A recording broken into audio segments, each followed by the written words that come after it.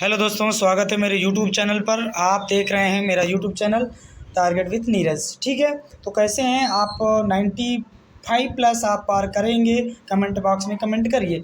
तो आज आपको बायो पार्ट के मोस्ट इंपॉर्टेंट टॉपिक जो 2023 बोर्ड परीक्षा के लिए बेहद इंपॉर्टेंट हैं, तो बिना देरी के हम चलते हैं अपने क्वेश्चनों पर। तो ये रहा आपका पहला क्वेश्चन। कह रहा है बेटा कि पोषण क्या है, पोषण की आवश्यकता क्यों पड़ती है ना।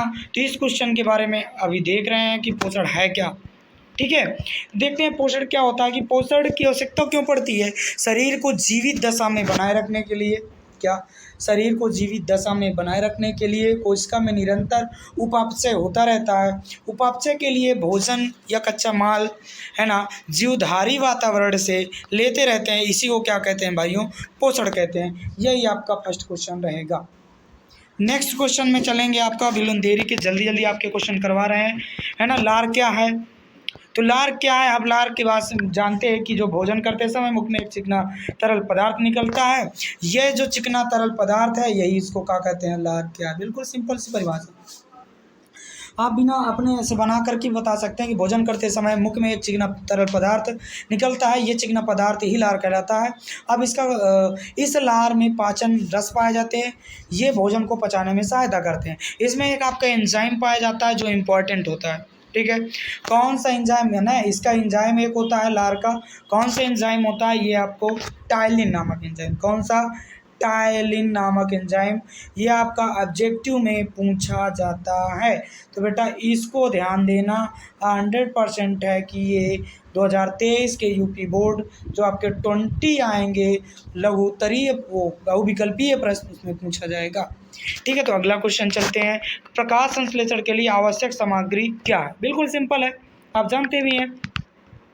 तो देखो, प्रकाश संश्लेषण के लिए आवश्यक सामग्री क्या है? आपका फर्स्ट होगा कार्बन डाइऑक्साइड, दूसरा होगा जल, तीसरा आपका सूर्य और चौथा आपका क्लोरोफिल। ये आपके चार क्या हैं? प्रकाश संश्लेषण के लिए कच्ची सामग्री जो आपकी आवश्यक है। ठीक है, अगला क्वेश्चन चलते हैं कि मनुष्य में दोहरा परिसंचरण की व्याख्या कीजिए, ये क्यों आवश्यक होता है। ठीक है, इसको बिल्कुल सही तरीके से बिल्कुल छोटे छोटे प्रश्नोत्तरों के साथ हम चलते हैं। मनुष्य के हृदय में प्रत्येक चक्र में मतलब रुधिर 2 बार जाता है। समझ में आ रहा है? मनुष्य के हृदय में प्रत्येक चक्र में रुधिर 2 बार जाता है। हृदय का दायां और बायां भाग ऑक्सीजनित तथा डीऑक्सीजनित रुधिर को मिलने से क्या होता है? रोकता है। हमारे शरीर को उच्च ऊर्जा की आवश्यकता होती है, और जिसके लिए हमें क्या होती है? ऑक्सीजन जरूरी है, या ऑक्सीजन की आवश्यकता होती है। ठीक है, ये आपका रहा मनुष्य में दोहरा परिसंचरण। ठीक है, ज़्यादा इंपॉर्टेंट नहीं है, लेकिन आप पढ़ ही लीजिएगा। ठीक है, अगला क्वेश्चन देखते हैं भाइयों। अगला आपके जो थोड़ा सा इंपॉर्टेंट कह रहा है कि धमनी और शिरा में अंतर, है ना। क्या कह रहा है? कह रहा है कि धमनी और शिरा में अंतर, ये वाला क्वेश्चन। ठीक है, धमनी और शिरा में अंतर क्या है, इसको आपको पढ़ना है। आप स्वयं क्या करेंगे? इसको रिवाइज करेंगे। धमनी और शिरा में प्रमुख अंतर क्या है, इसको आपको स्वयं रिवाइज करना है। ठीक है, आपके लिए HW दे रहे हैं हम नीचे वाले क्वेश्चन में चलते हैं। क्या कह रहा है? कह रहा है कि हीमोग्लोबिन क्या होता है, कार्य भी बताइए। तो हीमोग्लोबिन क्या होता है? लाल रुधिर कणिकाओं में लौह युक्त प्रोटीन, ठीक है, लौह युक्त प्रोटीन पाया जाता है, जिसे हम क्या कहते हैं? हीमोग्लोबिन कहते हैं। इसका रंग क्या होता है? लाल रंग का होता है। हीमोग्लोबिन ऑक्सीजन तथा कार्बन डाइऑक्साइड के परिवहन में भाग लेता है। ठीक है, बिल्कुल सिंपल। इसी को आपको क्या करना है? पढ़ लेना। ठीक है, अगला क्वेश्चन आपको चल रहा है बिना देरी के साथ आगे देखते हैं। लिखा श्वासोच्छ्वास तथा श्वसन में अंतर लिखिए। बिल्कुल सिंपल है, साधारण सा है। इसमें आपको अंतर क्या लिखना है देखते हैं हम। ये इंपॉर्टेंट है, भला इसको ध्यान रखिए भाइयों। ये आपका जो दिया गया है, इसलिए क्या है? आपका इम्पॉर्टेंट है। श्वासोच्छ्वास तथा श्वसन में अंतर। ठीक है, इसमें पहला लिखा गया है श्वासोच्छ्वास तथा श्वसन में अंतर। पहला आपका बनेगा श्वासोच्छ्वास होता क्या है और श्वसन क्या होता है। ठीक है, तो फर्स्ट बनेगा यह एक भौतिक क्रिया है जिसमें ऑक्सीजन ग्रहण की जाती है। ये आपका पहला बना, क्या बना? कि यह एक भौतिक क्रिया है जिसमें ऑक्सीजन ग्रहण की जाती है। श्वसन में क्या होगा कि यह एक जैविक क्रिया है जिसमें ग्लूकोज का ऑक्सीजन होता है और ऊर्जा प्राप्त की जाती है। बिल्कुल सिंपल है, ये आपका पहला नंबर इसका होगा श्वसन का। ठीक है, नेक्स्ट में आप चलते हैं। नेक्स्ट में क्या लिखा गया है, कह रहा है कि इसमें ऊर्जा नहीं मिलती है और इसमें क्या होता है, ऊर्जा प्राप्त होती है। अगर आप श्वासोच्छ्वास याद कर लेंगे तो श्वसन बिल्कुल इसी का विपरीत होता है। ठीक है, नेक्स्ट लिखा है यह क्रिया श्वसन अंगों में अनुपस्थित होती है।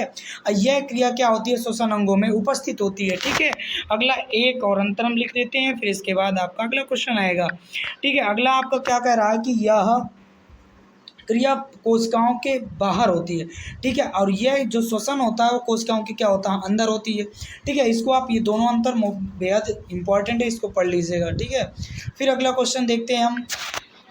महत्वपूर्ण ये चित्र आपको देखना है किताब में। ठीक है, ये आप महत्वपूर्ण चित्र जो हमने लिखे हैं तो इनको देख लीजिएगा, ये इसमें से कोई ना कोई ज़रूर फंसेगा। ठीक है, या फिर आपके अर्धवार्षिक में आया हो, आप देख लीजिएगा। ठीक है, देखो पहला आपका वृक्काणु अर्थात नफ्रान, मतलब नफ्रान है, उसकी रचना और कार्यविधि का वर्णन करना। ठीक है, अगला है मानव का पाचन तंत्र। क्या है, मानव का पाचन तंत्र को क्या करना है, व्याख्या करना है। मानव के पाचन तंत्र का नामांकित चित्र बना करके उसकी व्याख्या करना है ना, और भोजन के पाचन की प्रक्रिया को समझाना है। नेक्स्ट आपका क्वेश्चन बनता कौन सा है, मानव हृदय का स्वच्छ एवं नामांकित चित्र बनाकर उसमें क्या करना है, उसका नामांकन और उसके बारे में वर्णन करना है। बिल्कुल सिंपल। ठीक है, तो ये आपके बिल्कुल सिंपल क्वेश्चन, इनको आपको स्वयं पढ़ना है। ये वृक्काणु वाला, और ये आपका अगला है आपका मानव पाचन तंत्र का स्वच्छ एवं नामांकित चित्र बनाकर भोजन के पाचन प्रक्रिया को समझाना। ठीक है, आगे क्वेश्चन चलते हैं। लसीका क्या होता है, ये सब इंपॉर्टेंट क्वेश्चन है बेटा, इस किताब को देख करके अपने से इसको कर लेना। ठीक है, जो लिखाया हो है आपका लिखा कि लसीका क्या होता है, इसके कार्य को भी समझाइए। ये आपका होता, ये अगला क्वेश्चन है। फिर इसके बारे में जो आपको HW में है इसको फेयर में लिख लेना, ये इंपॉर्टेंट बुक या किताब में लिख लेना। फिर अगला क्वेश्चन दिया कि मधुमेह बीमारी पर संक्षिप्त टिप्पणी कीजिए। मधुमेह जानते ही होंगे, तो मधुमेह के बारे में आपको लिखना है, इसके बारे में आपको टिप्पणी करना है। तो आज के लिए इतना ही, अगले सेशन में हम मिलेंगे ऑब्जेक्टिव के साथ। धन्यवाद, पढ़ते रहिए, बढ़ते रहिए, बहुत बहुत धन्यवाद।